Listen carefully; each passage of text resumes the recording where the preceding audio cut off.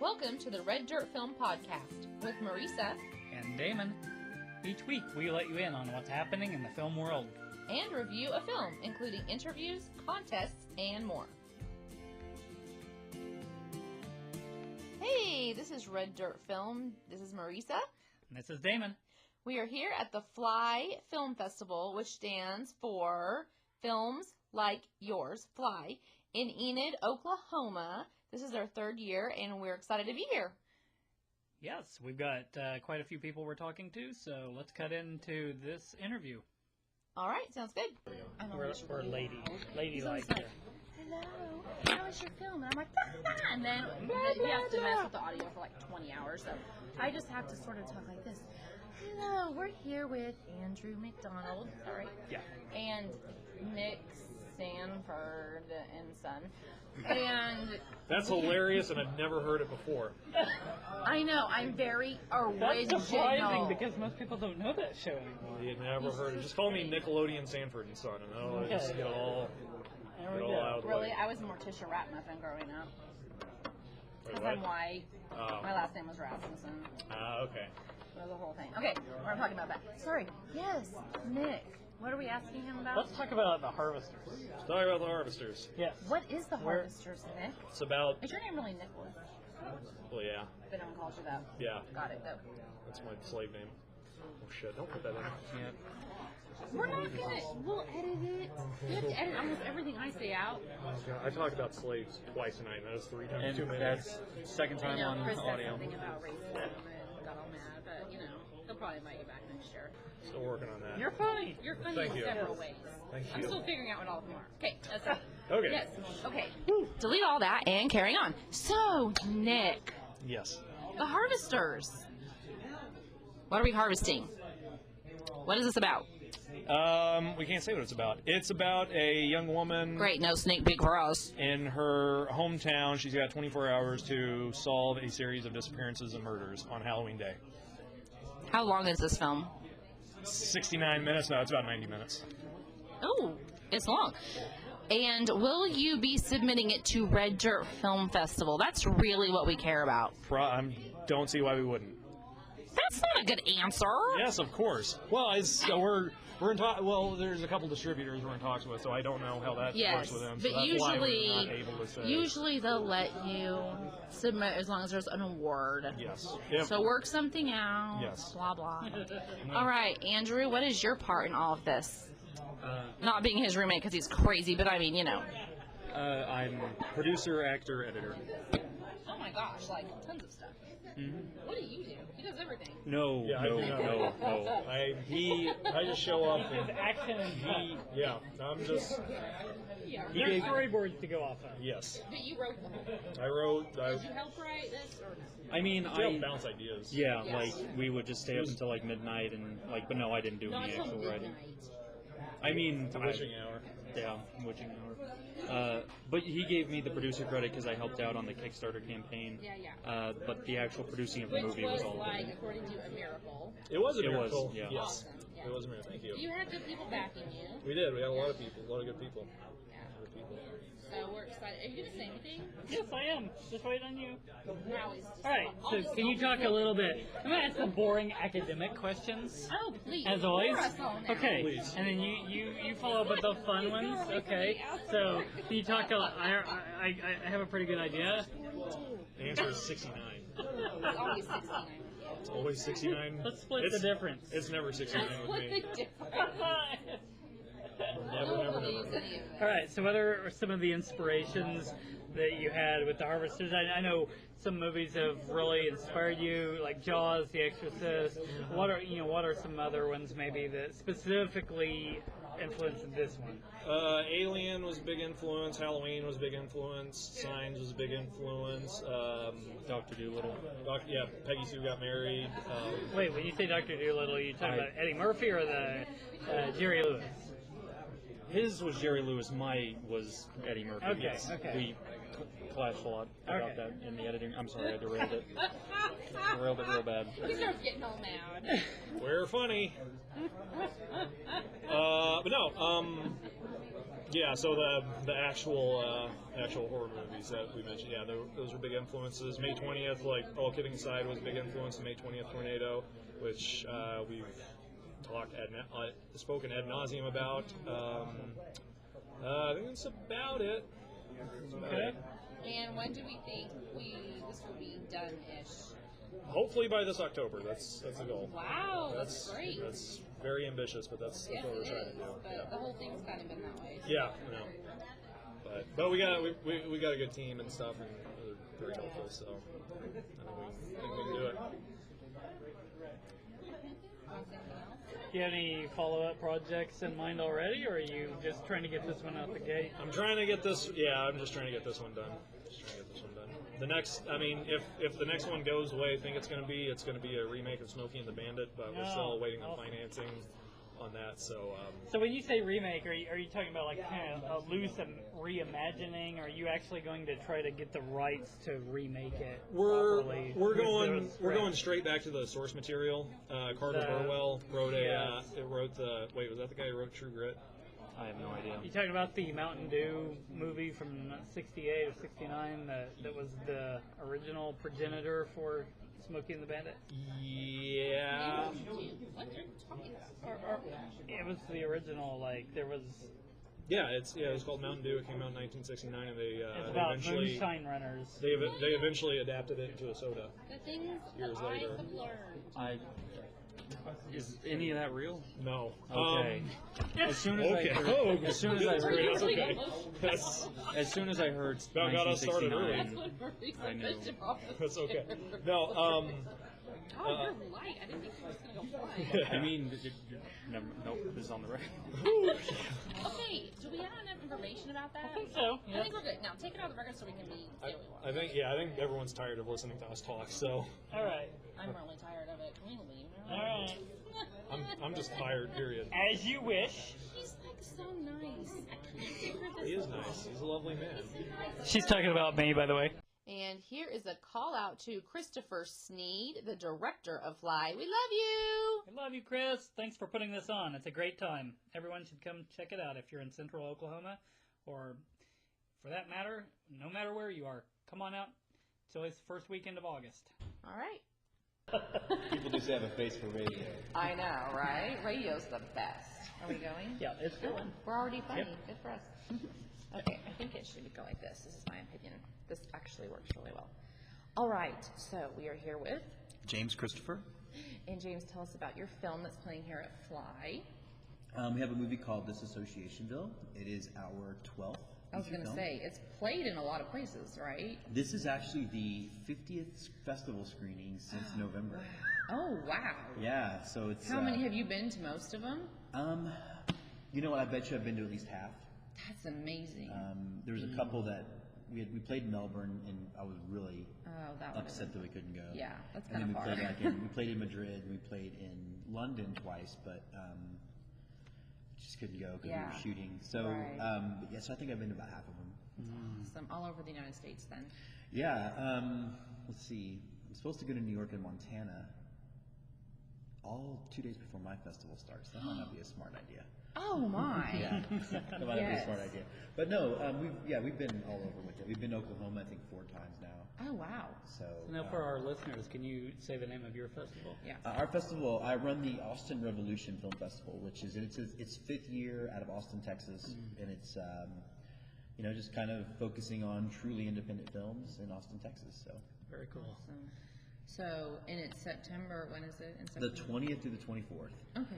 And we've got a great lineup. We had about 1,200 submissions. Awesome. And we narrowed it down to about 130 movies. That is hard to do. It was a process. And lots That's of, hard to do. The judges were knife fighting over which one. It was an ordeal for sure. Yeah. Oh my goodness, yes. We know how it goes, exactly. Yeah. So now you said 12 films. This is your 12th film. Yes. In how many years? We have Incredibly prolific. So we have just wrapped our 14th Okay. this past summer, and Yes. we hit our company hits our 10-year anniversary in December. Oh, wow. And when we got started, there was a lot of push to kind of find what our voice was, and we were just started kind of making them, and kind of just keep working and working, and that slowed down a lot when we started hitting the festival circuit, and then we started our own festival. So now we're down to about one a year. But at the beginning, only one a year, and doing your festival and traveling with And the teaching, films. right? and I do teach film, yeah, but I think to be fair though, to be fair, most of our movies are people talking to each other, so it's not like, you know, we've done horror movies, we've done stuff like that, but we're not necessarily doing a lot of like effects stuff. So we shoot in about 21 days. Okay. You know, for each film. So That's good. Do you shoot them mostly in Austin or in Texas, or are you all over? Mostly Austin, mostly Texas, but kind of all over too. We've shot some in LA. We're going to be shooting doing a Christmas movie next year, and we're going to shoot. Fun. I'm so excited. But we're shooting part of that in Columbus, Ohio, because we need to start with some snow, and it's all about being, it's like we don't necessarily get white Christmases here either. Right. You could be waiting for a while. Yeah. And so the whole story is about this kid who grows up in Texas, and I remember being a kid in Texas and checking the weather the night before Christmas and thinking it's at least possible. And you never do. Right. So we're doing that, but we tend to shoot in that sort of central Texas corridor. Yeah. Well, it's easier for you. I mean, you're there. Yeah. There's a lot around there. I mean, there is. We shot Deville in a small town which we call Disassociationville. We shorten all our films. Yeah. We shot it in about a small West Texas town about 2 hours away, and it was this dilapidated, run-down town that thought it was so cool we were making a movie that they gave us the whole town for free. So we were able to walk streets. We shot in the police department. Wow. The only thing about shooting the police department is it's a small town. It's like a 5-man police force. I could have made a more realistic police department if I'd set up a little fake office. Right. Man, this is so cruddy looking. Like their patch is something they bought online, so it's got like a tree and a river and a bear, and I'm like, there's nothing here, nothing like this. So, and I remember shooting in the big sign was like this graphic that they must have downloaded from Shutterstock and then blew it up because it's all pixelated. And we're getting inserts, and I told my DP, I'm like, no, we're not using this because it's going to look like we made a bad police. Right. Yeah. Right. That is hilarious. But that was, but it was the people of Sabinal were great, and I like shooting in Texas. It's a place where making movies is still cool, and so a lot of people will let you do stuff for nothing. That's nice. I know people say that about certain places in Oklahoma too. So my conception of Austin would have been that it's so overrun with independent filmmakers. All the locals would just be completely just sick of it. But I know the place you said that you shot is just right outside of it, in a small derelict town. But I mean, even those places haven't been invaded yet by such a horde of filmmakers. You'd think that about Austin, but it so isn't the case. And I think because a lot of people that own bars are also filmmakers, maybe. But I mean, we've never paid a single location fee in the history of making our film. A lot of times, what we will do is a bar will agree to open early, and so we'll tip the guy $100 to be there. But no, it's still because there was that impression that you would think that it would be like LA. I'm a filmmaker, will you and everybody else. But I think that it's just a really supportive film community, and that's good. And you'll get people come out and work on our film she had a film in Sundance, but there's not a whole lot of ego in the indie film community there, which I think helps. Which is why we haven't moved. Right. That's nice. How many of your films are they all features? Are some of them shorts? We actually only count the features. We have shorts too, but nothing against short filmmakers. I just. But you're a feature filmmaker. But I'm a feature filmmaker. I write better. I don't even necessarily write shorts well. I find I grew up as like a John Hughes, Cameron Crowe guy, and that's kind of how I write. So it kind of lends itself to longer films. Yes. Good deal. But yeah, it's kind of what we do, and we, have been prolific at it. How many people are on your team? The company's owned by 4 people right now, and then but 2 of them are kind of business folks, and then we have a regular team of producers that sign on from movie to movie. Okay. We just finished a movie called The 5 Year, which was my favorite filmmaking experience to date. Really? And it's not kind of one of those things where I think the last one I finished was because the one before that I thought I was going to quit making movies. So I'm being completely transparent when I say. And what it was is we wanted to do kind of a big chill, St. Elmo's Fire kind of movie. So we rented a house on Lake Travis and we lived together for 2 weeks and we made a film. And we only had like 5 crews, so we were strapped and we were jumping. But it was so much fun. Like everybody, we were making each other breakfast and doing this whole, and it was like being at camp. Right. We just made a film. That's great. That's great. So these producers, the revolving producers that are on each, they're the money people that make the. I'm curious about your funding. Do you do Kickstarter? Everything that we do is crowdfunded. Yeah. We have some investors, and these are investors that are kind of friendlier to us. So they're not. We basically have learned early in the process that doing big budget investors was not our way of doing it. We had some guys that wanted to throw us money for disassociation bill, and but they wanted script changes, they wanted acting changes, and I don't want any of that. Right. There are certain movies that I'm willing to take money for, and then put it in Mars, sure, whatever you want to do. Because the simple fact is that right now, a movie like Disassociation Bill, or even like The 5 Year, it's not going to get money upfront distribution. It doesn't. It's not a genre film, and it doesn't have stars. So, we've danced that dance before with those sort of no money upfront distribution deals, and I won't do it again. So, therefore, our budgets have to stay low, and then we rely on self-distribution, which actually works for us because we have such a big catalog. Right. That we can, make some money back and kind of do that thing. So, our model's definitely very, very different, embracing the fact that we have almost no money. Well, it keeps you independent. I mean, you get to call the shots, and you don't have to make those decisions that other people want you to make. So. Right, and I have scripts on the circuit that are, have been close to being sold and all the other stuff, and they can do whatever they want to. Right, right. They're not, they're not like what would Adam Hampton say? Part of my soul. Yes. The blood on the page. Yes, It's like, right. You should get that looked at. I don't know. So. But you're like, no, I'm done with that. You can have it. And exactly. Then you move on like to your next. So it's such an immense touring schedule for these films. I imagine that when the funding is set up initially, there's a portion set aside for the travel to support those and the fees associated. Is that something that you? We definitely budget for submission fees. Okay. And we definitely budget for submission fees, and then we use our other means of company income to kind of pay for the rest of the travel. So, I'm not drawing a salary from it, but I'm also not necessarily expending. Right, it's paying for itself, kind of. It's kind of paying for itself. That's good.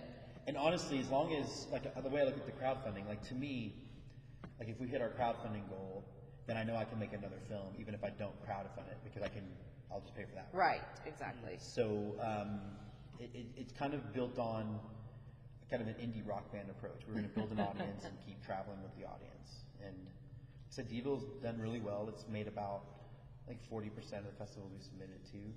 That's great. But I'm not counting that. That's not going to become the new standard. We have. Right. It's because some of our stuff is a little out there and a little kind of intentionally sort of microcasted. This one is the most general audience movie we've ever made. So. The Last Beautiful Girl might not play. It'll play good in younger towns or college towns or things like that because it's sort of that generation. But right. Could offend some older folks. Movies offend sometimes. Yeah. Our senses, that's kind of part of it, I think. Kind of part of the deal, yeah. Yeah. Anything else you want to ask? Yeah, so do you have across this entire catalog of work, you have I assume you've been the writer, director. I'm the writer and director of all of them. All of them. So do you have an overriding vision that is kind of the gel amongst all of them? For the most part, yeah. Like I said, the filmmakers I kind of get compared to the most are John Hughes and Cameron Crowe, and I think in certain films you can see that. There are movies where we've kind of gone outside that thing. We did a horror movie called Abram's Hand that did really, really well for us, and it was kind of my anti-Westboro Baptist Church movie, which we wrote it and shot it before Kevin Smith did Red State. He just edits faster than me. So, and it was cool because we had reviews saying instead of watching Red State, watch this movie. Oh, and wow. It made like some Canadian horror blogger had it like in his top 10 independent films a couple years ago. So, so we have kind of gone outside that, but for the most part, I think that there's a sort of some signatures in how they all kind of feel. They're usually about people. They're usually about real problems. I deal with a lot of family stuff, and then the way we use music is kind of similar. But like obviously like the Quad X movies, which I think y'all saw, are way different than what we normally do. Okay. But that was just me wanting to do something different. silly and fun. Yeah. So what's the overall? Is there an end goal, or are you just kind of just having fun, just pressing on? There are some larger goals. Like what I would love is for audiences to realize that they can. And I say this at every festival I play. We as a culture, and I was thinking about because we have a young lady here listening to the interview who's 14, and her entire movie pop culture is based on the stuff we grew up with recycled. Yeah. So when she's our age, what is there going to be? And I tell this to my film students all the time. Look, we complain as about sequels and reboots, and I'm as guilty as anybody. I went to see Star Trek Beyond, and I went to see the Ghostbusters remake and all that stuff. But I think if we're going to complain as a culture, then the outlet is there, and the outlet's at indie film. So I'm hoping that we can kind of continue this grassroots thing, and that's what the festival that we run is tied into. It's why it's called Revolution, and I would love to. I've got a TV pilot that came like really close to selling, and I would love to have had my little CW mermaid teen comedy on TV, but that was not to be. So we'll see how It that is goes. interesting that all Hollywood seems to be putting out is just remakes, and if you're really going to find original storytelling, it is on that independent film circuit or TV now. And it'll swing back. It's going to swing back, and the big myth that everybody says is that Hollywood's out of ideas, and the fact is it's not that at all. But if you look at these new original movies that came out this past year, for example, they didn't do well in box office. But then the stuff with a built-in marketing device did. What was the movie with George Clooney last year, the Disney film? Oh yeah, Tomorrowland or something? Yeah. Bombed. Nobody went because they couldn't figure out how to get it. And George Clooney's actually never really been a big draw. Like if you look at his career, he's never been a blockbuster actor. So I think that's my sort of overarching goal. I think is, but right now I just like telling the stories I'm telling without any kind of being unencumbered, as they say. You just get to be creative and put it out there. It's good. Awesome. Well, good luck. Thank you. Good to see you here at FLY. Hope to see you at many other fests around. I hope to be up here in March in Oklahoma. Yeah, that'd be great, wouldn't it? Yeah. Right on Stillwater OSU campus, maybe. Huh? I would love. I'm actually like I love going to visit other college campuses. So that I even was going to come because y'all had asked me to be on that panel. Yeah. Yeah, I know you had a conflict. We got programmed in Lake Charles, and it was like. Yeah. And I love Cajun food. So. Great. So the food, we need to offer better food in Stillwater. No, I was all set to drive up here because I want to see Adam and my guys. Right. But then it was when they played us, then I had to go. Yeah. Oh yeah, of course. Yeah. Awesome. Understandable. All right. Well, that's awesome. All right. Any last words you want to share? Any last words? His last words. This is on my. If you get hit by a car later, this is going to be really scary. Anything we didn't cover that we'll be like, these were his last words for real. No, I just think I'm just really happy with what FLY is doing and what you guys are doing with Red Dirt. I think these types of what can happen from people coming to film festivals and seeing and being open to films that don't have stars or don't have necessarily the big budgets. Is that maybe next time when they're strolling through Netflix on a Saturday, they might take a chance on something else other than I think you're right. The Fifth Born movie or whatever. Right. And I'm going to see that too. Yeah. Well, because you just love film. But I mean, you can embrace all of it, right? You can watch an indie film, you can watch a foreign film, you can watch a blockbuster. I'm a member of the Alamo Drafthouse's reward program, and they had to create a new level for me. That's actually true. They emailed me. I was one of the first 5 people to be this new reward member, and I looked at my account, and I went to the movie 65 times in a calendar year. Wow. Yeah. Wow. Because I teach part-time, and I get off at like 11 on Wednesday, and my students are like, what are we seeing today? Well, after class, I'm going to go see whatever. Yeah. Yeah. Very cool. Good deal.